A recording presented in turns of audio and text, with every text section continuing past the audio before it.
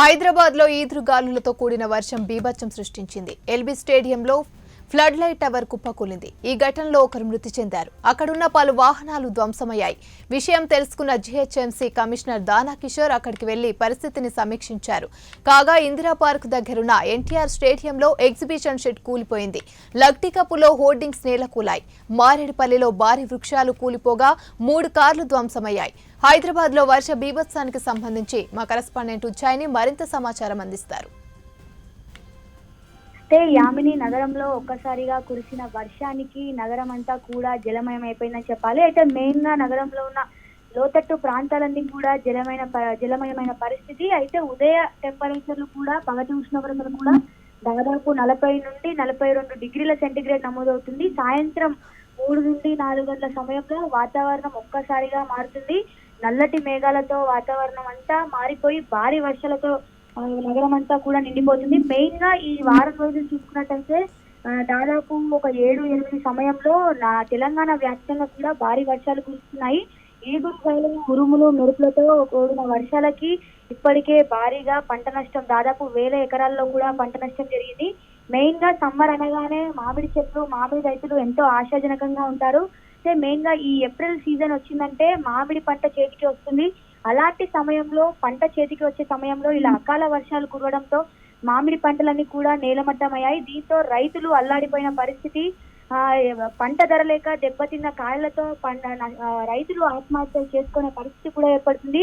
అయితే హైదరాబాద్ వ్యాప్తంగా చూసుకున్నట్టయితే హైదరాబాద్ పాత బస్తీ, తాడ్బంద్, అదేవిధంగా పంజాగుట్ట, చార్మినార్ లాంటి ప్రాంతాల్లో భారీ వర్షాలు కురిశాయి. పలు ప్రాంతాల్లో చెట్లు కూడా కూలిపోయాయి. అయితే ఈ రోజు కురిసిన వర్షానికి ఈ రోజు చూసుకున్నట్టయితే నగరంలో వడగాలులతో అంటే దాదాపు గాలుల వర్షం కురిసింది. దీంతో చాలా ప్రాంతాల్లో కరెంటు కూడా స్తంభించింది. అయితే ప్రతి ఒక్కరు కూడా మెయిన్ గా ఇది సోమవారం కాబట్టి చాలా మంది ఊర్లలకు వెళ్లేవారు, అదేవిధంగా ఉద్యోగాలకు వెళ్ళేవారు సాయంత్రం అయిందంటే తమ తమ ప్రాంతాలకు వెళ్తుంటారు.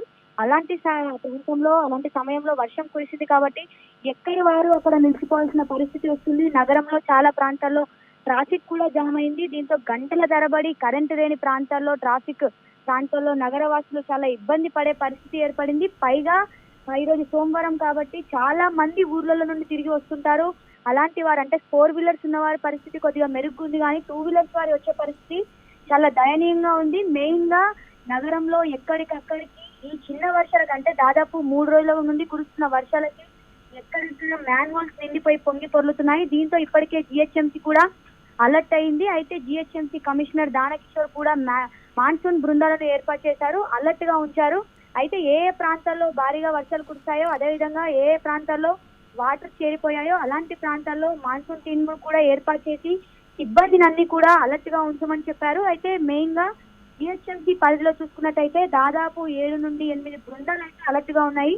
ఎనీ టైం అంటే నగరంలో ఎనీ టైం వర్షం కురుస్తుంది కాబట్టి ఏ క్షణంలో పరిస్థితి ఎలా ఉంటుందో చెప్పలేం కాబట్టి ఉద్యోగులందరూ కూడా అలర్ట్ గా ఉండాలి.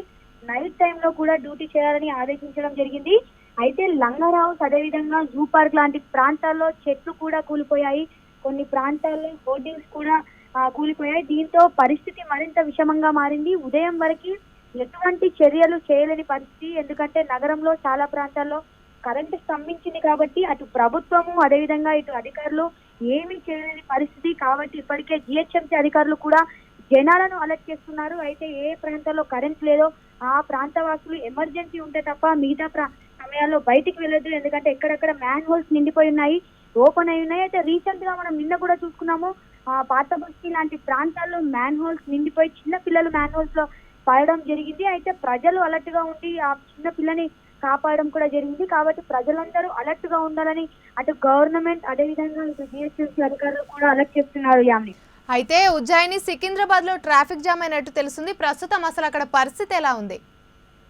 మెయిన్ గా సికింద్రాబాద్ లాంటి ప్రాంతాల్లో చూసుకున్నట్టయితే 7 గంటల సమయంలో, అదే 6 గంటల నుండి 7 గంటల సమయంలో భారీ వర్షం, ఈదురుగాలులతో కూడిన భారీ వర్షం పడింది. అయితే ప్యారడైజ్ లాంటి ప్రాంతాల్లో చెట్లు కూడా కూలిపోయాయి. అయితే మెయిన్ గా ప్యారడైజ్, అదేవిధంగా సికింద్రాబాద్ లాంటి ప్రాంతాల్లో చాలా మంది ఉద్యోగాలకు వెళ్లి తమ ప్రాంతాలకు వెళ్తుంటారు. అలాంటి ప్రాంతంలో కరెంటు స్తంభించడం, అదేవిధంగా చెట్లు నేలమట్టం అవ్వడంతో ట్రాఫిక్ మరింత జామ్ అయ్యే పరిస్థితి ఏర్పడింది. ప్రస్తుతం అయితే కొద్దిగా వర్షం తాకిడి తగ్గింది. కేవలం కొన్ని ప్రాంతాల్లోనే వర్షం నమోదవుతుంది. మిగతా ప్రాంతాల్లో ఒక వరకు బెటర్ గా ఉంది కావడంతో నెమ్మదిగా వాహనాలు మూవ్ అవుతున్నాయి. అయితే ఎప్పుడెప్పుడు కంటే కూడా సిబ్బంది అంటే ట్రాఫిక్ సిబ్బందిని కూడా పెంచడం జరిగింది. ప్రతి సిగ్నల్ కూడలి వద్ద ఇద్దరు ముగ్గురు ఉండాల్సిన ట్రాఫిక్ పోలీసులు ప్రజెంట్ చూసుకున్నట్టయితే 4-5 ఉండడంతో కొద్దిగా వారికి రహదారులు కూడా సూచిస్తున్నారు. దీంతో ట్రాఫిక్ కొద్ది వరకు తగ్గుముఖం పట్టింది.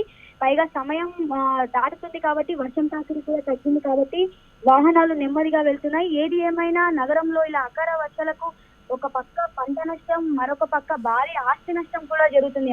అదే విధంగా ప్రాణ నష్టం కూడా జరిగినట్టు తెలుస్తుంది ఉజ్జాయిని. దీనిపై మీ దగ్గర ఉన్న సమాచారం ఏంటి? రీసెంట్ గా 2 రోజుల క్రితం పడిన వర్షానికి గజ్వేల్ లాంటి ప్రాంతంలో గోడ కూలి ఒక వ్యక్తి మరణించినట్టు కూడా తెలుస్తుంది. అదే విధంగా జూ పార్క్ లో కూడా భారీ వర్షానికి చెట్టు కూలి 7 గాయపడ్డారు. అదే విధంగా ఒక మహిళ కూడా అక్కడే ఆన్ ది స్పాట్ చనిపోయింది. అదే విధంగా పిడుగులు పడి కొన్ని ప్రాంతాల్లో అంటే సిద్దిపేట, అదే విధంగా మంచిర్యాల లాంటి ప్రాంతాల్లో పిడుగు పడి దాదాపు 7-8 ఆవులు కూడా చనిపోయాయి. అయితే రీసెంట్ గా ఈ రోజు కూడా ఎటువంటి ప్రాణ నష్టం జరగలేదు, కానీ గాయాల పాలైనట్టు కొన్ని ప్రాంతాల్లో చెట్టు కూలిపోవడంతో వ్యక్తుల మీద పడి గాయాల పాలైనట్టు కూడా తెలుస్తున్నారు. ఓకే, రోడ్లకు అడ్డంగా భారీ వృక్షాలు పడ్డాయి. జీహెచ్ఎంసీ అధికారులు వాటిని తొలగించే ప్రయత్నాలు ఏమైనా చేశారా ఉజ్జాయిని? ప్రస్తుతం అయితే ఈ మెయిన్ గా వారం రోజుల క్రితం ప్రారంభమైన వర్షంతో జీహెచ్ఎంసీ కూడా అలర్ట్ అయింది. ఆ రోజు నుండి మాన్సూన్ టీమ్ ని ఏర్పాటు చేసింది. దాదాపు 4-5 బృందాలు రెడీగా ఉన్నాయి. ఎనీ టైం వర్షం పడుతుంది, ఎనీ టైం వారు సిద్ధంగా ఉండాలని జీహెచ్ఎంసీ కమిషనర్ దానకిషోర్ కూడా ఆదేశించారు. దీంతో మాన్సూన్ టీం అలర్ట్ గా ఉంది.